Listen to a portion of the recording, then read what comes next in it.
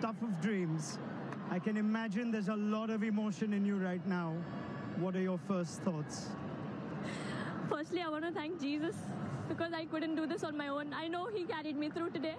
I want to thank my mom, my dad, my coach, and every single person who just believed in me throughout this time. It was really hard these last whole month, but it just feels like a dream and it's not sunk in yet. Take your time, Jemi. We'll get through this. You have played an absolute all-time classic knock. Your team is here. I want you to just try and take us through the innings itself. So much emotion, but you also batted 3.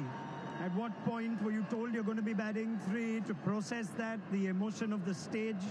Take us through that. I actually didn't know I was batting at 3. I was still at 5. I was taking a shower, and then the discussion was happening, so I just told them, let me know. So just before entering in, I think 5 minutes before entering in, I got to know I'm batting at 3.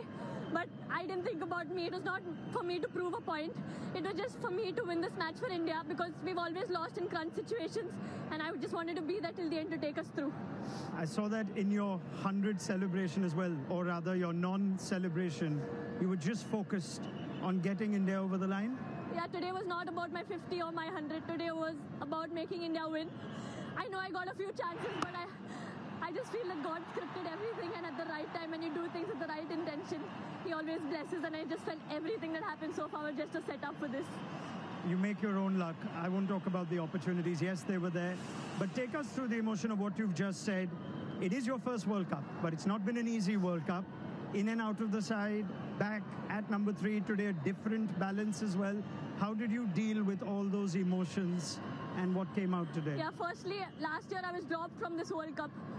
This year I came in, I thought, okay, I'll try, and I was in good form, let's take it more. But things back to back just kept happening, and I couldn't control anything.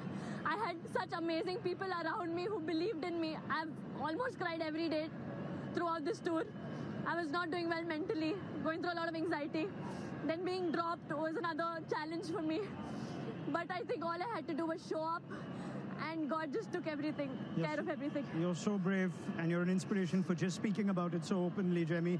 Through the innings, though, you keep talking to yourself. You almost motivate yourself. There's a lot of messages to the crowd as well. Just take me through what you keep telling yourself through an innings like that. Yeah, I think initially I was just playing. I just keep talking to myself.